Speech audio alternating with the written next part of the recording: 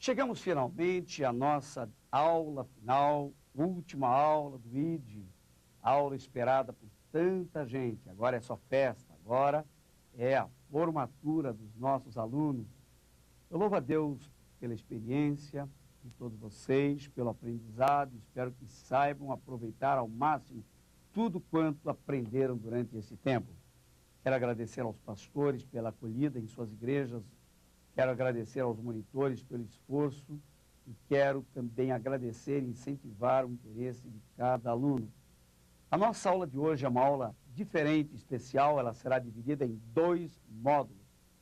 A primeira parte é o que vocês têm no livro, a última aula do livro.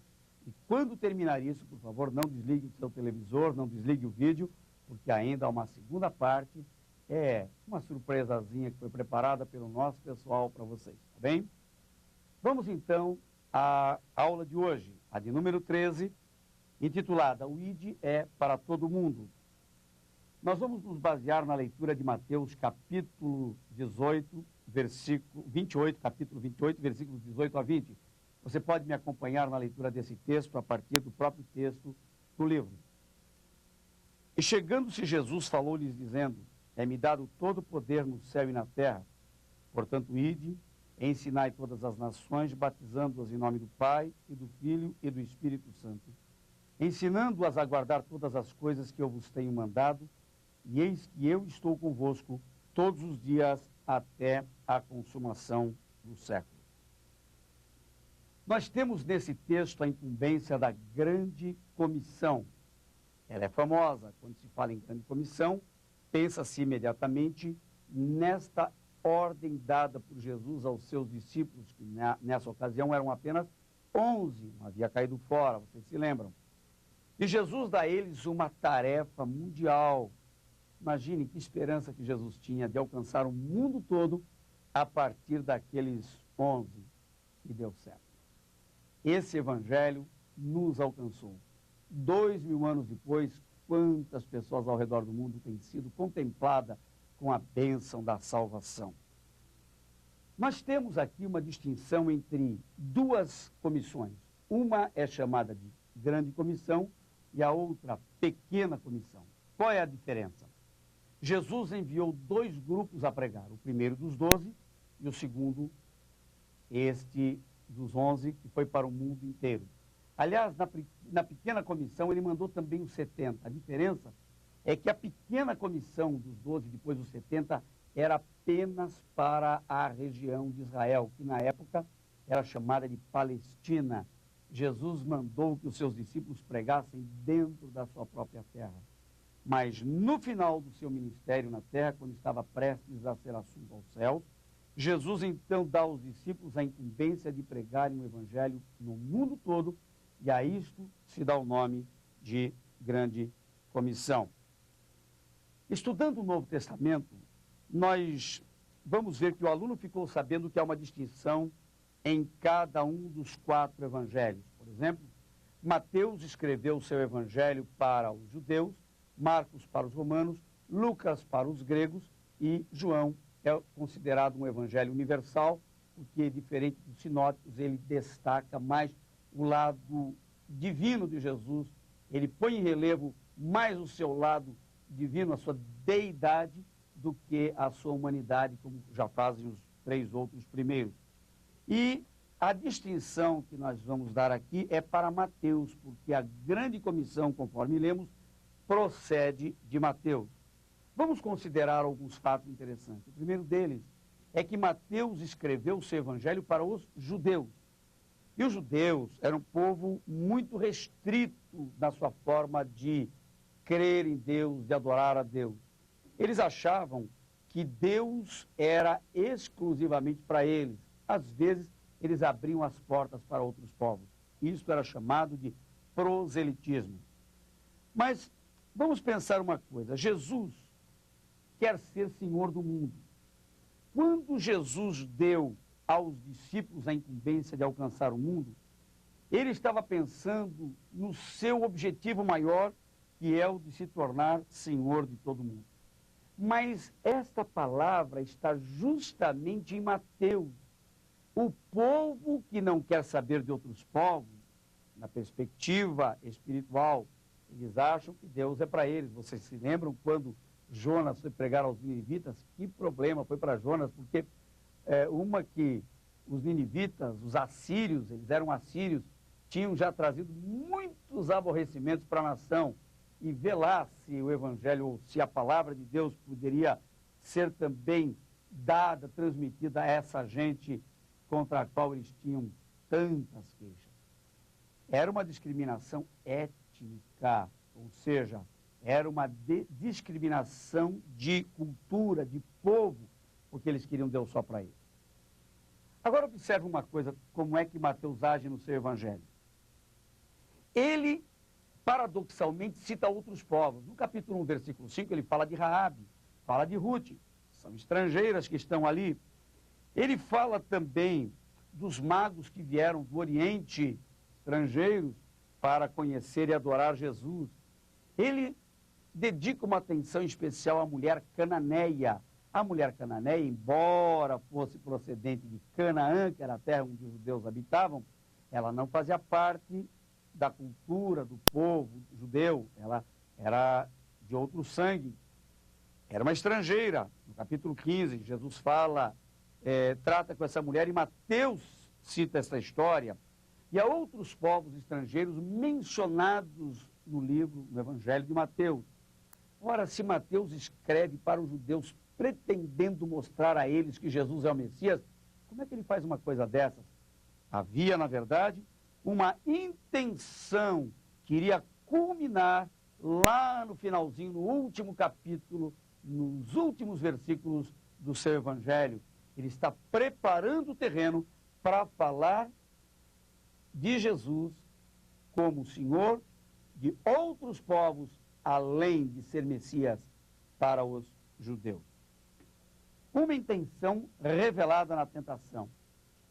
Mateus percebe algumas coisas com muita sutileza, e vale a pena fazer uma exegese, um estudo acurado, à luz dos originais, principalmente, para entender as intenções que subjazem do pensamento de Mateus quando escreve o seu Evangelho. Nós temos um fato interessante quando Jesus, no capítulo 4 deste Evangelho, Jesus é levado pelo Espírito Santo ao deserto para ser tentado pelo diabo. Nessa tentação, há 3 propostas feitas por Satanás, mas uma delas é peculiar. Você se lembra quando Satanás propõe a Jesus uma troca? Ele diz: todos os reinos deste mundo te darei se prostrado me adorares. Isso está no capítulo 4, versículo 10 de Mateus. O diabo sabia muito bem qual era a intenção de Jesus, e ele sabia que Jesus sabia qual era a sua intenção. Ele então propõe uma troca. Era como se ele dissesse: Jesus, há uma coisa que eu sempre quis desde a eternidade e eu não alcancei. Fui privado de realizar este grande sonho. Conforme está exarado em Ezequiel, capítulo 28, versículos 13 a 19. O sonho de Lúcifer era ser adorado. Há algo especial na adoração que os santos dedicam a Deus, e ele queria essa adoração para si. Se Jesus agora está diante de um fato como este, e ele ouve de Satanás uma proposta como a que vamos ver agora, e ele cede, seria o caos. Lúcifer diz para ele: todos os reinos deste mundo te darei se prostrado me adorarem. Eu não pude ser adorado lá, mas quero ser adorado aqui. Toda adoração deste mundo é prestada a Satanás pelos homens ímpios, pelos pecadores, mas essa adoração não mexe em nada com ele. Ele sabe que há algo especial na adoração que os santos prestam a Deus. Quando você adora a Deus, meu irmão, na sua igreja, por mais simples que seja a sua expressão, ela tem um sabor, um perfume, algo especial aos olhos de Deus. E era esta adoração que Lúcifer queria desviar para si mesmo. Então, ele pede que Jesus o faça. E em troca, ele diz: eu abro mão do mundo, eu cedo, eu desapareço daqui, eu largo o mundo nas tuas mãos. Mas Jesus não negocia com Satanás, e a resposta é: ao Senhor teu Deus adorarás, e só a ele servirás. Era como se Satanás dissesse: me dá o que eu quero, eu dou o que tu queres. Ele sabia o que Jesus queria. E o que Jesus queria e quer? Ser Senhor absoluto do mundo. Era como se Jesus então respondesse: eu vou ser Senhor absoluto do mundo, mas não do teu jeito, eu não tenho negócio contigo, eu vou alcançar o mundo com os meus discípulos. Parece até que Satanás está especulando e dizendo: como? Com tão poucos, como é que tu vais alcançar o mundo? Mas Jesus conseguiu. Com aqueles 11 ele nos alcançou. E hoje nós somos muito mais do que aquele grupo. Será que nós não poderemos fazer mais pelo mundo do que eles puderam fazer? Deus queria popular a terra. Ele só pôs um casal aqui e deu certo. Jesus queria alcançar o mundo, ele treinou 12. Um não deu certo, 11 serviram, o Evangelho nos alcançou. Nós estamos agora debaixo da grande comissão de Jesus. Nós vamos alcançar o mundo, porque nós temos esse dever de fazer isso e colocar o mundo nas mãos dele, com milhões e milhões e bilhões até de almas salvas pelo Senhor Jesus. Qual é a motivação da igreja nesse trabalho? Quero lhes falar sobre 2 tipos de motivação. Geralmente, quando nós evangelizamos, nós pomos muita ênfase na necessidade das pessoas, dos povos, daqueles que morrem sem salvação. Isto é legítimo. E a isto se dá o nome de motivação antropocêntrica, ou seja, uma motivação que tem como centro a necessidade humana. É legítima? Absolutamente legítima, correta. Mas, antes de sermos movidos a pregar pela necessidade ou por causa da necessidade dos povos, nós temos que ser movidos a pregar o Evangelho, fazer discípulos por uma motivação cristocêntrica. Eu explico melhor. Nós não temos que evangelizar o mundo primeiro porque as pessoas precisam, mas primeiro para alcançar o mundo para Jesus, porque Ele quer ser Senhor absoluto do mundo. A primeira motivação nossa deve ser a seguinte: eu devo evangelizar porque Jesus quer ser Senhor deste mundo. Ele quer ser Senhor de cada vida. A segunda motivação: nós vamos evangelizar porque as pessoas precisam. Então, antes de mais nada, não é a carência humana, mas a vontade divina. Antes de mais nada, não é a necessidade que os homens têm de não irem para o inferno e irem para o céu, mas a necessidade que Jesus tem de ser atendido naquilo que exigiu de nós, que nós conquistássemos o mundo para Ele. Pare para pensar um pouco nisso e você vai ver como isso realmente faz sentido, porque Jesus não faz um pedido. Esta é uma das vezes em que Jesus dá uma ordem expressa. Quanto à avaliação da nossa tarefa, se nós considerarmos o tamanho do mundo, seu índice populacional, o avanço das religiões e as dificuldades políticas, ideológicas, ou nós nos sentamos na calçada para chorar, ou nós arregaçamos as mangas e saímos à luta. No Brasil, o Evangelho de Cristo tem alcançado milhões de pessoas, são muitas igrejas, mas ainda há muito o que fazer, e mesmo assim temos que considerar que há muita gente para fazer, mas enquanto isto há outros povos que ainda não foram alcançados. Hoje eu não posso falar só do Brasil no ID, porque o ID já está em pelo menos 8 países onde se fala português. Nós estamos em 5 países da África, em culturas portuguesas, nós estamos entrando em Portugal e estamos também nos Estados Unidos, no Canadá e no Japão. Nesses países nós estamos alcançando irmãos de fala portuguesa, estamos treinando colônias de brasileiros e portugueses também. Agora, nós temos que nos preocupar com outros povos que ainda não foram alcançados. Nós temos que pensar que há nações que estão completamente alheias ao fato de que um dia o Filho de Deus morreu pelos seus pecados. Estamos debaixo de uma ordem suprema. Ao dar incumbência aos seus discípulos sobre a grande comissão, dar a eles a ordem de irem ao mundo, pelo mundo todo pregando o Evangelho, Jesus disse: é-me dado todo o poder no céu e na terra, portanto, ide. Ele coloca na frente a questão da autoridade. Nós temos no grego a palavra dinamis para poder, que também pode ser usada como autoridade. E a palavra exousia também quer dizer autoridade. Esta palavra exousia é mais empregada para referir-se à autoridade divina do que à autoridade humana. Quando o Senhor se refere à nossa autoridade, ele usa mais a palavra dinamis, mas quando se refere à sua, a palavra mais empregada é a palavra exousia. É uma autoridade divina que não pode ser violada. Ele diz, é-me dada toda a exousia, toda a autoridade, portanto, ide.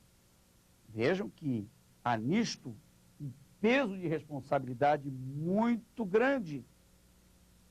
E com isso nós entendemos que o ide não é um pensamento, é um mandamento. Não é um ato de querer, mas é um ato de dever. É um absoluto dever para cada um de nós que somos discípulos de Jesus. Mas o que é que nós vamos ganhar com isso? Qual será a nossa recompensa? Nós vivemos uma época de muitas negociações, muita gente busca recompensas imediatistas. Será que o Senhor vai aumentar a minha conta no banco se eu me dedicar a pregar o Evangelho? O que será que vai acontecer na minha vida? Bênçãos virão de todas as formas, sempre a bênção para aqueles que servem ao Senhor. Mas neste caso, a promessa maior feita por Jesus é a seguinte, ele diz, eis que eu estou convosco todos os dias até a consumação do século. Ele se coloca como o próprio prêmio para aqueles que aceitam a incumbência de ir. Há muitos povos que nunca ouviram falar de Jesus. E nós vamos nos mexer ou não vamos nos mexer. Há muitas pessoas que estão perecendo diariamente indo para o inferno. Motivação antropocêntrica. Vamos cuidar dessas pessoas. Mas há uma intenção muito grande que subjaz no coração de Jesus. Ele quer ser o Senhor absoluto do mundo. Não seria uma maravilha se Jesus pudesse ser Senhor absoluto de todas as pessoas? Quantas pessoas ainda se recusam a submeter-se ao senhorio de Cristo em suas vidas? O mundo precisa conhecer Jesus. Aqui nós meditamos na questão do texto bíblico do ID. Agora, o nosso curso é chamado de ID, Ministério ID, Instituto de Discipulado por Extensão. E nós temos uma visão, como você pode acompanhar na página 39 do nosso livro. O ID, Instituto de Discipulado por Extensão, está atento à ordem de Jesus. Sua proposta é de treinar obreiros em todo o mundo para agilizar o crescimento da igreja. Quantos irmãos têm sido beneficiados em todo o Brasil através dessas aulas? Nós estamos alcançando lugarejos, vilas, rincões distantes, gente que nunca jamais imaginava em fazer um curso de teologia, porque não há tantos seminários teológicos espalhados pelo mundo, mas através do ID podem ser alcançadas, através desse instrumento maravilhoso que é a televisão, muito mal usada pelo mundo. Nós não recomendamos o uso da televisão no seu sistema comum, mas recomendamos o uso desse aparelho, desse instrumento, desse avanço tecnológico para o bem do Evangelho. O ID já está, como citamos há pouco, você pode ler em vários países como Moçambique, Angola, Guiné-Bissau, Cabo Verde, São Tomé e Príncipe, África do Sul, onde é uma colônia de portugueses, Estados Unidos, Portugal também, Japão, e estamos no Canadá. O ID está sendo vertido agora para inglês, francês e espanhol. Com essas línguas, nós pretendemos alcançar mais países, principalmente países pobres da África. Em breve, esses irmãos estarão recebendo, são muitas as cartas que recebemos destes lugares. São irmãos que estão esperando que o ID chegue para que eles possam ser treinados. Há lugares onde há verdadeiras aberrações doutrinárias. Nós sabemos de países, por exemplo, onde as crenças pagãs estão misturadas com o cristianismo. O Evangelho chegou para alguns deles da mesma maneira que chegou para os efésios, quando Apolo vai pregar na cidade de Éfeso. Ele não sabia tudo, era eloquente, mas tinha dificuldades com as doutrinas básicas do cristianismo. Estava confundindo o batismo que nós adotamos, que é o de Jesus, com o batismo de João Batista, que não tem nada a ver. Não havia ensinado aos irmãos acerca do batismo com o Espírito Santo, tanto que eles não sabiam o que significava isso. Capítulo 19 de Atos, o irmão pode recorrer lá e confirmar essas informações. Ele era sincero, mas o Evangelho chegou distorcido. Assim o Evangelho tem chegado em muitos lugares, distorcido. Sabemos de um país, por exemplo, nós estamos em contato com muitos países agora, imagine isso. Irmãos nossos adotam práticas pagãs. Quando morre uma pessoa, eles têm que matar 8 búfalos para que o sangue do 8º búfalo se encarregue de levar a alma do nosso irmão para o paraíso.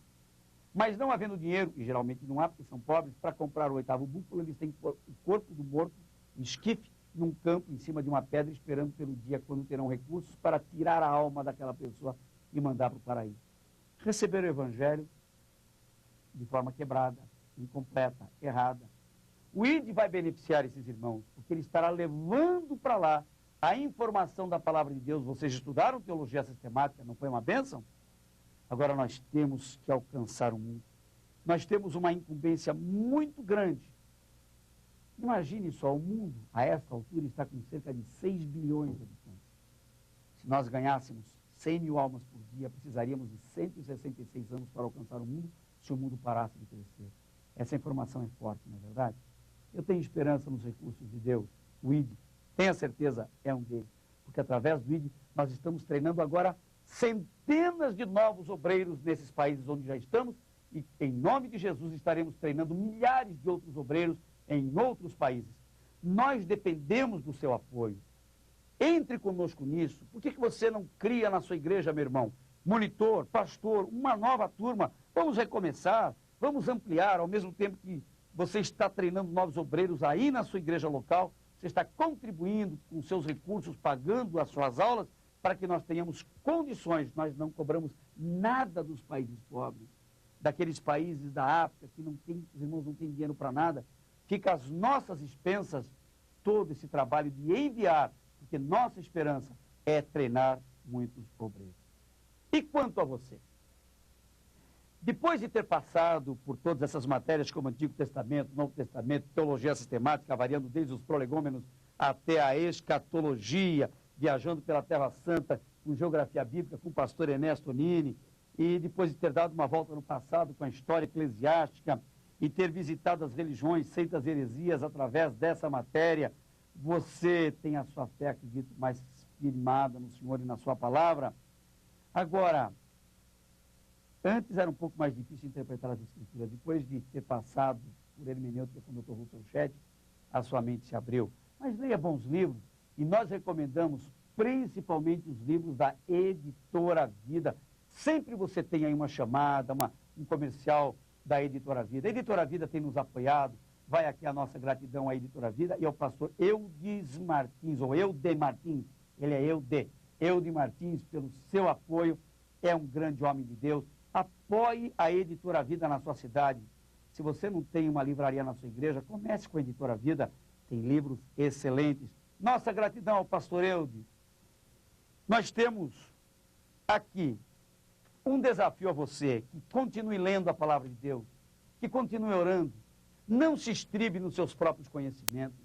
Seja um crente de oração, não seja pedante, porque a coisa mais feia do mundo é gente que pensa que sabe e sai por aí como um verdadeiro trovão e pisando em cima de todo mundo, e esnobando algum conhecimento, porque aprendeu alguma coisa que outros não sabiam. Olha, o conhecimento não é para nos tornar arrogantes, sim mais humildes, porque quanto mais eu conheço a palavra de Deus, mais eu temo a Deus, mais eu vejo quanto é grande a minha responsabilidade diante dele.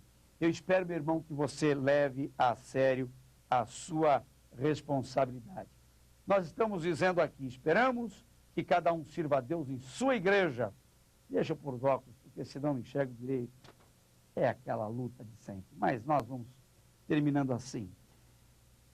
Líder, você aí quer que seja um líder, um auxiliar, sempre com humildade e com graça. Está lendo? Está acompanhando? Lê aí. O ID não é conclusivo, ele apenas abriu as portas do conhecimento para cada um, mas os bons livros estão aí para auxiliar a tarefa de cada um, principalmente se forem da Editora Vida. Monte em sua própria igreja uma biblioteca, aos pouquinhos, compre lá enciclopédia, compre dicionário, compre concordância bíblica, compre comentários bíblicos e livros específicos em cada uma dessas áreas aqui estudadas. Regue sempre a sua vida com muita oração. Abasteça-se da graça de Deus e confie sempre nessa graça. Jamais se estribe em seus próprios conhecimentos. Reconheça sempre a sua dependência de Deus. E o ID continuará oferecendo... Está ouvindo isso? O ID continuará oferecendo outros cursos. Você pode estar em contato conosco e fazer outros cursos de aperfeiçoamento. Espero que você tenha gostado. Algumas falhas surgiram mesmo, viu? Mas paciência, foi uma correria tremenda. Nós tivemos que correr para que vocês tivessem o material em dia. Agora nós vamos burilando aos poucos. Houve erros aí, impressão, não foi culpa da editora Vida, não, desculpe por isso. Mas a gente que trabalhava conosco ali, que deu umas ratas, nem era da nossa equipe. Graças a Deus está tudo superado, vão sair novas edições corrigidas dos livros, mas a benção é que você recebeu uma boa instrução da palavra de Deus. Espero só, meu irmão, que você use isso. Use da melhor maneira. Eu espero que você tenha gosto por isso. Eu quero daqui a pouco apresentar a nossa equipe para você. Você vai saber um pouquinho como é que foram as aulas. Tivemos experiências extraordinárias.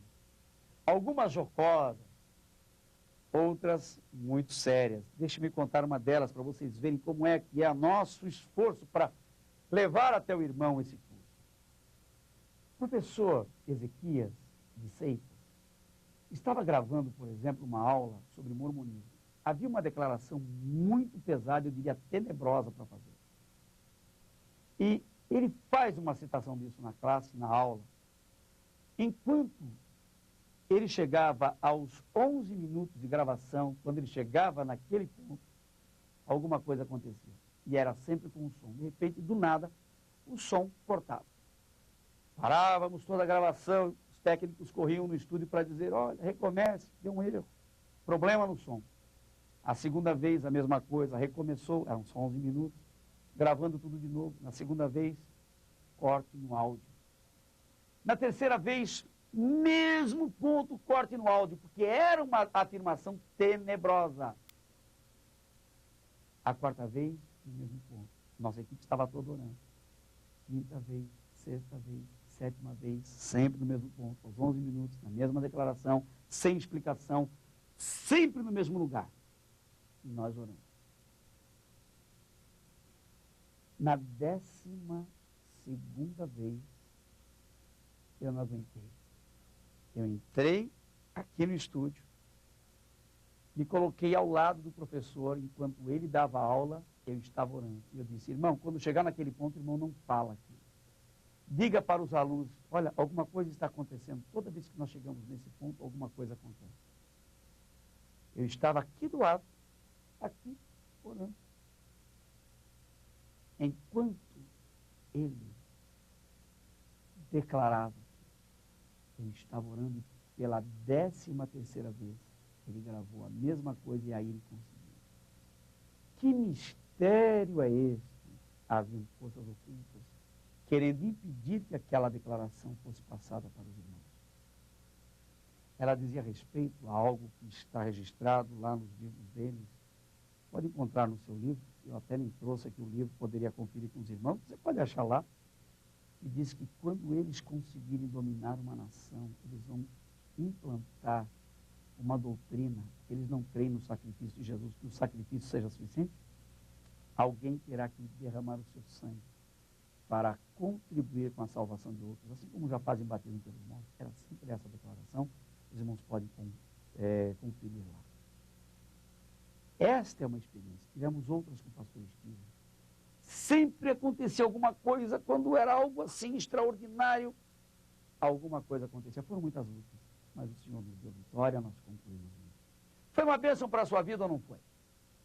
E hoje você vai ver, daqui a pouco você vai ver como é o nosso trabalho, como é o nosso estúdio, o nosso ambiente de trabalho, escritório, tudo isso. Mas antes desta segunda parte, eu quero deixar com cada aluno um versículo bíblico que se encontra em João 15,16. Não me escolhestes vós a mim, mas eu vos escolhi a vós e vos nomeei, para que vades e deis fruto, e o vosso fruto permaneça, a fim de tudo quanto em meu nome pedirdes ao Pai, Ele vos conceda. Uma outra leitura que vou fazer é da segunda carta do apóstolo Paulo a Timóteo, capítulo 2, versículo 15, que você conhece bem. Conhece ou não conhece? Até de cor, mas vamos ler. Procura apresentar-te a Deus aprovado, como obreiro que não tem de que se envergonhar e que maneja bem a palavra da verdade. Deixa Deus te usar. Agora, com vocês, isso é coisa que a nossa equipe arrumou, viu? Ricardo, Arilson e companhia bela. Vocês agora vão acompanhar um pouquinho do nosso making of.